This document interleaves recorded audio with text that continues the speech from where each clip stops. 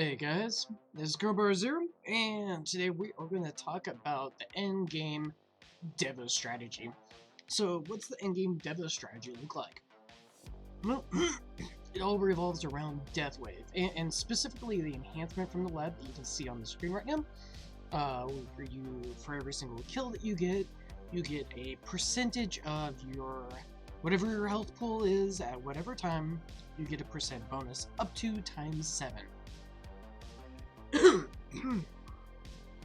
So, what is this whole Devo thing? It stands for de-evolution of your stats, and so we're gonna go over that. And because the whole point of this is you're trying to get as many kills as you possibly can. So, to be able to do that, you're gonna want to mainly make sure your attack speed, your multi-shot, your rapid fire, and your balanced shot. Those are the big ones that you want to keep minimized as much as possible. You want to kill as few enemies as possible per second so you can maximize the number of enemies that are on your screen. So, how do I usually go about this? And, I guess I'll finish the other ones. Crit chance is kind of important, but it's also a means to increase your damage for your death wave. So a little bit less importance on that. And then for defensive stats, absolutely make sure that your thorns damage, your orbs, and your landmine chance are at the lowest level possible. Additionally, you want all of your free upgrades completely removed. Partway through the run, you can increase them, but that's going to be depending on, are you going to be doing a tournament or are you going to be doing a farming run? And so what free upgrades you do pick are going to depend on, what's going on. Additionally, making sure during your run that at the start, all of your offensive ultimate weapons are disabled, so that's Poison Swamp, Chain Lightning, Inner Landmines, and kind of Spotlight, and that's mostly Spotlight once you get the enhancement to shoot out little missiles. So that might be something that you might not even want to take that research lab. Maybe not. It's up to you. Also, Flame Bot that you get from events, and possibly Amplify Bot. Technically, right now it's released, but we don't have an event that's actually released it in the game, and that's in about 4 days. So I put that as a questionable. If it just amplifies damage, there's probably not a big deal, and you can just leave it on. But if it has any additional effects, you may or may not want to remove that. Alright, so let's get into the beef of this. Cards. So here's how I usually start my Devil run. I have enemy balance. Obviously, that's going to give you more enemies on the screen. You want to kill as many enemies as you possibly can. So that'll actually be really, really helpful to help swarm your tower with quite a few enemies. I do leave some things on, like crit chance. Technically, probably shouldn't, but I'm kind of on the lazy side, so I just leave it there. It doesn't seem to really affect me a whole lot. And then you're going to want to leave things that are going to be lasting for the rest of your run, especially when it comes to locked cards. So for farming, I've got Energy Shield, Wave Acceleration, and Intro Sprint. Now, do I need Wave Acceleration and Intro Sprint? Not really. It's just kind of to help me get through everything a lot faster.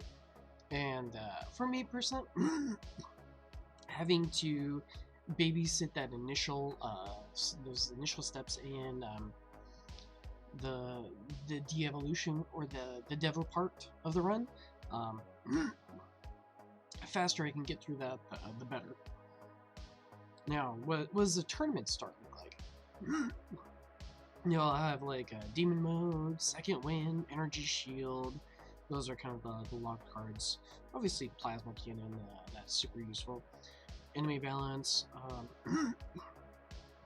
Beyond that, as far as like enemy balance goes, it's super helpful to use that to minimize, like, keep that basically the final wave that you're going to cap out all your hit points as low as possible. If you're not running that, it's going to be a lot more difficult to cap that.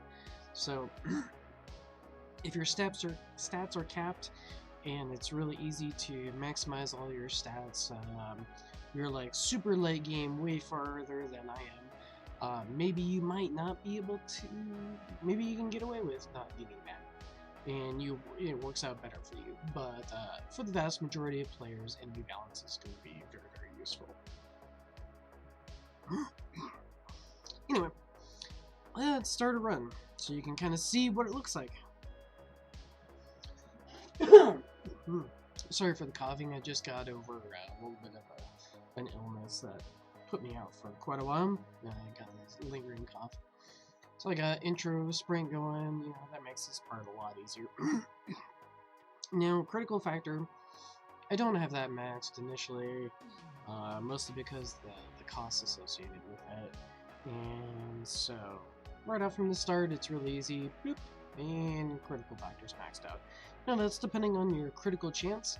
So a lot of these things, like if it's chance-based, if you keep those on the lower end, the high damage from things like crit and extra hits aren't going to proc. So keep things like multi-shot targets, those can be maxed. Rapid fire duration, that can be maxed because the initial chance to proc those are going to be really, really low. Same thing with bounce. And bounce range, which costs a lot, so I haven't bought that out yet, but there we go. That one's maxed out. Super early, super easy. And first wave goes out, and it's percent, and you can view that just by tapping on your health. You can see how much health you've actually gained, and you can kind of figure out, okay, where am I at along that. Now, when you do max it out, it will tell you that it's maximized. So that's also really super helpful so that you're not going, am I guessing that, this is maxed or not? No. Just so you can see, I have Chain Lightning, Air Landmines, Poison Swamp, disabled. If I had Smart Missiles or Spotlight, especially with that little missile launch that happens, I would definitely have those disabled. And then as I go along, depending on what, absolute defense that I would want to have towards the end of the, when I would basically cap out my health, I would try to shoot for whatever that amount is, and probably do that right about now, but right now, for me, on tier 8, I need about 15 million with my defense percent to not take any damage. Now, with tournaments, that's a completely different boat. I'll need to maximize this as much as possible. And for tournaments especially, I'll probably also be using a lot of lifesteal to help maintain my life while I'm trying to build up as much as I can towards the tail end. Now, especially for tournaments, you're going to want to turn down the game speed as low as possible. That way, whenever you do have blips in your health, you're able to manage those without, stressing out or freaking out. But for normal runs, it's not nearly as difficult. And in the order that I go around, buffing everything, I'll toss a few into Super Crit. But as the runs progress, I'll usually do ×5, and then I will dump a few into crit chance here and there. And you can see right now it's building up quite a bit because of the Berserker card. You only need like Berserker card at like the base level. It's such a good card. Just the base level of like 1-star Berserker card is perfect. You don't need anything else beyond that. So as I go along, you'll see it's 155 million.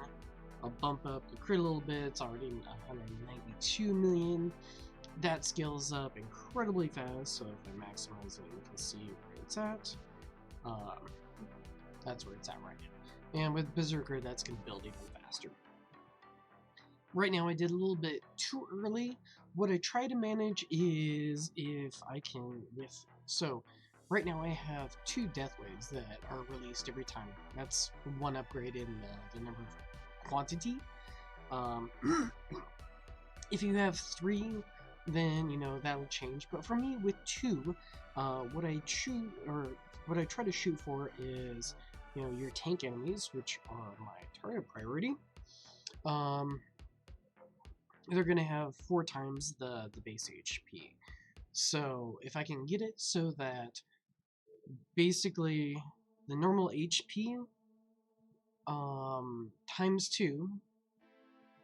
So let's say if right now I would be looking at trying to maybe increase it or keep it about, so that if I had if the enemies had 500 million HP, I would want it about 1 billion damage, because it'll be that second wave that'll do that final tap and basically double up that damage up to 4 times. So that can also kind of help, so you make sure you take out the tanky enemies that are going to be populating your screen as well. Biggest help for Death Wave is going to be that cooldown reduction, whether you have enemy balance or not. It'll let you cap out your HP much faster. So that's definitely something that I am currently working on, and hopefully I can get it down pretty soon.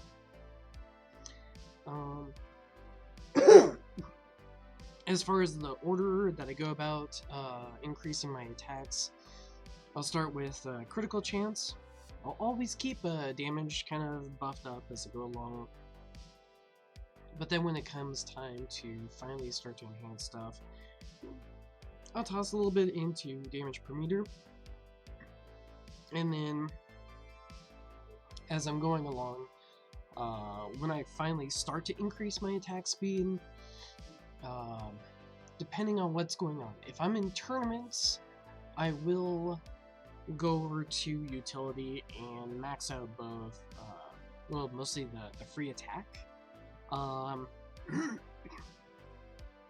won't do the free utility or free defense. I'll just do the attack initially, and that seems to kind of like give you like a little bit of a bonus here and there, and it doesn't rush too much.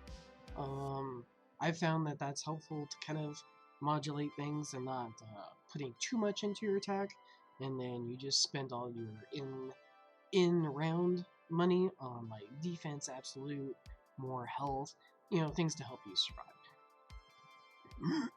If you do have to get around to actually increasing your attack speed, I'll turn it down to ×1, and then I'll watch the health bars. If they start, you know, bouncing up, you know, a little bit too far down, you know, I'll give it a +1, I'll give it another +1, you know, and I'll just kind of slowly, incrementally increase that attack speed, because I still want to keep as many people on the screen as possible, but obviously keep myself alive. By the time that attack speed is going to be maxed out, you know, you can dump everything else into multi-shot, rapid fire. Worst case, I would say, you know, if you maxed out your attack speed, I would say go for maxing out your rapid fire chance. So it'll give you up to ×4 attack, but that'll be a much better alternative than 4 times versus, you know, a chance at you know, shooting 9 targets. So anyway, I hope that is helpful. Obviously, it's going to take way too long to get to the end of the run, but you can see at this point, you know, I've got 1 billion extra hit points, and almost, not quite, but like almost half my health points are currently coming from this strategy. Hopefully you found this useful, and I will catch you later.